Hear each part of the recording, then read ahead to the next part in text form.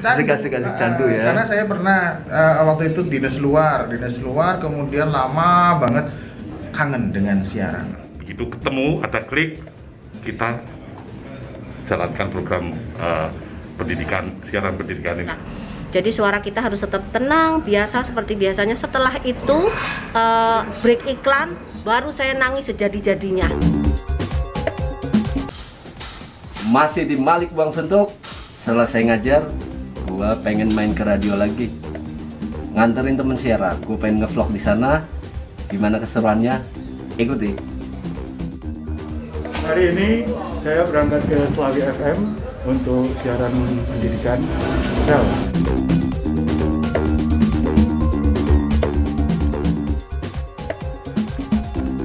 Halo Bang Wahyu. Gimana Pak? Udah siap Pak materinya Pak? Oh, siap. Semoga siarannya menarik buat siswa ya Pak ya. Ya, insyaallah. Amin. Pokoknya dibikin gokil pasti sama Ya. Pak Wahyu. Siap.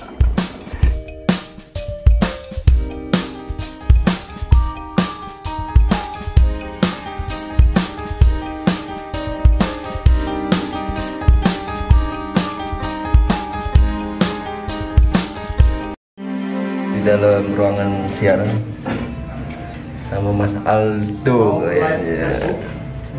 Mas, sejak kapan sih jadi penyiar radio Mas? Hai, ya tahun 2007.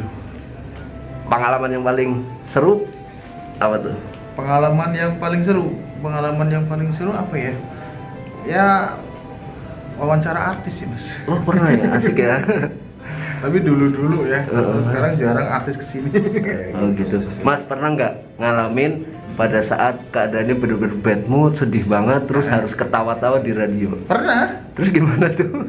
Ya kita harus profesional, seperti tadi saya bilang. Jadi ketika sudah masuk ke ruang siaran, kita harus ibarat kata itu kalau misalkan di kartun itu kita taruh kesedihan itu di luar dulu. Gitu. Nah ketika masuk itu kita harus pure, dan biasanya ketika awalnya sedih, tapi tiba-tiba ketika harus siaran itu jadi sembuh sedihnya. Oh, jadi obat juga jadi ya? obat juga. Dan siaran itu boleh dikatakan candu. Candu ya? Karena saya pernah waktu itu dinas luar, kemudian lama banget kangen dengan siaran. Kemudian pernah juga sakit 1 minggu, diterbaring di rumah sakit. Kangen banget dengan yang namanya dunia siaran, dengan cuap-cuap. Mas, bahasa-bahasa itu harus update gak sih Mas? Bahasa-bahasa? Ya penyiar itu kan gini Mas, apa ya, pendengar itu nggak mau tahu ya, penyiar itu dianggapnya adalah orang yang pintar, yang tahu segala macam. Memang gitu kan? Memang gitu. Ya memang harusnya seperti itu. Idealnya. Idealnya. Cuma ya istilahnya akhirnya kita jadi terus belajar. Kemudian keuntungannya adalah bila ada berita yang belum diketahui masyarakat, kadang kita sudah dapat duluan. Informasinya sudah dapat duluan. Seperti itu, Mas, batasan-batasan bahasa nih, kayak penggunaan kata bahasa anjay gitu, bisa nggak sih di?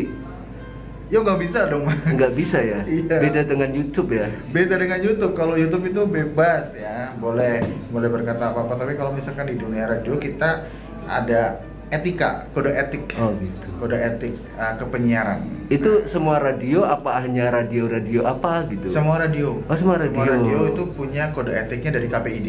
Oh gitu. Nah, nanti disesuaikan atau ditegaskan lagi oleh masing-masing radio. Nah, kalau nggak sengaja kita keceplosan lah, itu gimana Mas Aldo?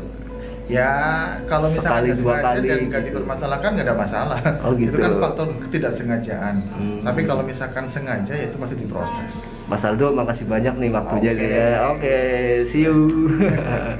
Tiga Slawi FM, radio informasi dan hiburan. Ya, buat siswa-siswi SMP se-Kabupaten Tegal, saatnya bisa disimak untuk belajar daring lewat radio. Dan untuk hari ini, edisi hari Selasa tanggal 10 November 2020. Pak Endro, gimana tanggapannya dengan adanya siaran pendidikan ini Pak? Alhamdulillah ini merupakan satu kerjasama yang erat Dinas Pendidikan Kabupaten Tegal yang melibatkan narasumber bapak-bapak ibu guru dari SMP dan SD selama bulan September, Oktober, November nanti SMP habis, kita lanjutkan SD. Ini memberikan sinergi untuk memberikan kemudahan bagi anak didik baik SD maupun SMP yang kesulitan belajar melalui kuota pakai HP ya di rumah, sehingga kita memfasilitasi lewat radio biar didengar Bapak Ibu guru sebagai narasumber di sini lebih dekat dengan anak didiknya menyampaikan materi pelajaran gitu. Oke, ide awalnya dari dinas pendidikannya apa dari radionya, Pak? Kita menangkap karena beberapa radio LPPL di beberapa wilayah di Indonesia sudah melakukan itu, termasuk RRI. Kita yang ada di bawah RRI otomatis ikut juga untuk memfasilitasi dinas pendidikan. Begitu ketemu ada klik, kita jalankan program siaran pendidikan ini, Mas. Oke. Iya. Baik, Pak, kayaknya udah mau siaran radionya. Siap. Terima Selamat kasih ya. untuk SMP Lebak Siu ini ya. Iya, SMP 2 Lebak Siu. Waduh, ini Bapak gurunya juga siap ya. Lepasin!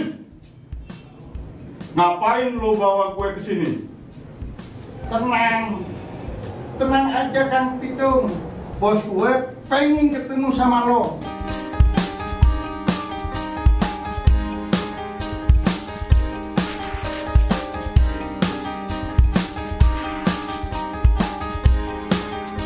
Kali ini ini ada penyiar radio senior. Halo Mbak Rida. Halo Pak Mbak, Malik. apa kabar nih? Baik, halo. Senang banget bisa ketemu lagi. Sama. Mbak, perkembangan radio sekarang gimana sih? Alhamdulillah perkembangan radio sekarang mengikuti juga ya, karena sekarang ini kan eranya era digital.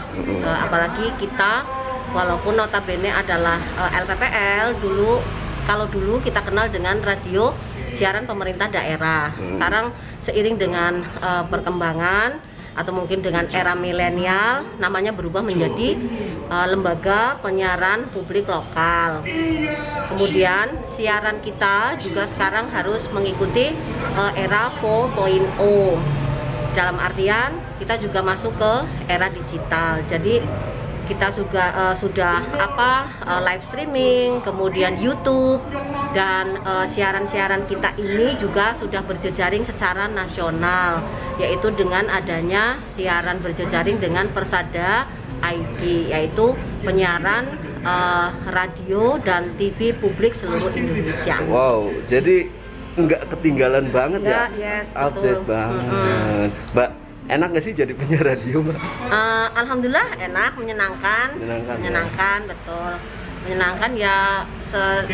Kalau menurut saya sih semua profesi kalau memang kita lakoni, kita jalani sesuai dengan mungkin hobi, kemudian semangat, kita harus punya dedikasi dengan pekerjaan kita, kemudian loyal dengan pekerjaan kita, insya Allah enak aja. Mbak kan selalu ceria nih kalau di siaran radio. Pernah nggak sih lagi ngerasain sedih banget terus tiba-tiba harus ceria di radio? Nah ini dia, mungkin salah satu tantangan atau mungkin juga kriteria menjadi seorang penyiar, baik itu penyiar radio maupun penyiar televisi, kita itu harus profesional dengan siaran kita. Saya pernah waktu itu saya pernah yang kakung saya meninggal, kemudian meninggal di Tanah Suci. Ketika itu saya harus by phone untuk menyiarkan siaran langsung dari Tanah Suci untuk siaran haji Kabupaten Tegal. Dimana reporter yang di sana menginfokan bahwa yang kakung saya merupakan salah satu warga Kabupaten Tegal atau jemaah haji yang meninggal di sana. Ketika sedang siaran langsung, hati saya juga sedih luar biasa. Tapi gimana ya? Tapi saya tidak boleh kemudian harus menangis di situ. Harus tiba-tiba berubah nada suara saya atau mungkin juga siaran saya. Enggak, harus bisa menguasai emosi, menguasai perasaan yang sungguh luar biasa. Jadi suara kita harus tetap tenang, biasa seperti biasanya. Setelah itu break iklan, baru saya nangis sejadi-jadinya. Itu pengalaman Barida ya Allah. Dan apapun ya memang tantangan untuk menjadi seorang penyiar, apapun kondisi kita, misalnya patah hati, lagi kecewa, lagi marah dan sebagainya, ketika sudah on air di depan mic, ya sudah kita tidak ada sedih, tidak ada suasana yang seperti apa. Istilahnya adalah moody atau apa ya namanya, sesuai moodnya. Iya. Kemudian kalau misalnya kita lagi bad mood nih, kemudian kita hadapin talk show atau dengan narasumber, tetap kita tidak boleh menunjukkan kita lagi bagaimana, tetap enjoy aja.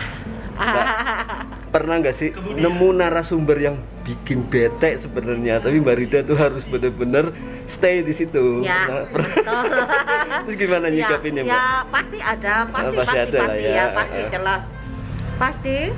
Ya itu tadi tuntutan profesi, dan dalam standar operasional prosedurnya kita tidak boleh dong, walaupun apa narasumber kita bikin bete, ngantuk dan sebagainya, tapi kita harus bertanggung jawab dengan acara kita biar pendengar itu tetap enak aja. Kita harus mengeluarkan jurus-jurus kayak pendengar. Kita harus punya trik atau kiat supaya pendengar itu nggak ikutan ngantuk dan sebagainya. Oke, itu. Mbak. Yes. Sebagai penyiar senior nih, ada pesan-pesan nggak buat yang pengen baru mulai, baru jadi penyiar gitu? Pesan-pesan apa sih yang pengen disampaikan? Ya, yang jelas kita harus banyak terus belajar. Saya pun mungkin di usia yang sudah tidak muda atau mendekati usia udah senja ya. Enggak senja kali, masih muda. Ya, saya harus terus belajar.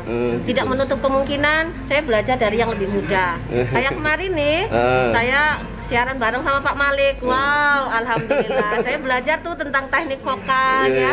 Bagaimana memproduksi suara vokalnya ketika mungkin lagi nafasnya mau habis, bagaimana curi-curi. Masih ingat ya, curi-curi nafasnya. Kemudian semangat, pokoknya semangat untuk belajar, semangat untuk terus menggali ya, istilahnya menggali potensi lah. Kalau di dunia penyiaran kan seperti itu. Dari mungkin yang di bawah kita, di atas kita, semuanya kita ambil pembelajaran dari sana. Apapun kondisinya, apapun situasinya, pokoknya kita belajar mengambil pembelajaran dari sana. Satu, semangat. Kemudian juga mencintai pekerjaan kita. Apalagi yang sekarang ini, alhamdulillah saya juga ikut senang karena untuk menjadi seorang penyiar tidak otodidak. Sekarang ini dipermudah dengan adanya bidangnya ada ya, sekolahnya ada sekarang ada ini. Pelatihannya ya. Iya, ada pelatihannya. Kalau sekarang ada tuh jurusan SMK yang jurusan broadcast juga ada SMK broadcast. Ada sekarang ini. Kemudian sekarang ini banyak lembaga-lembaga penyiaran yang bisa menunjang seseorang untuk bisa profesional menjadi penyiar, presenter dan sebagainya. Oke Mbak, seru banget ngobrol-ngobrol sama Mbak Rida. Makasih atas waktunya. Terima kasih, sukses Mas Malik. Sama-sama Mbak. Oh yuk, halo. Gimana nih habis siaran? Ya begitulah, rasanya. Semoga bisa bermanfaat untuk teman-teman dan siswa-siswa SMP seluruh Kabupaten Tegal. Amin. Yuk, mantep. Kopi dulu kita. Ya,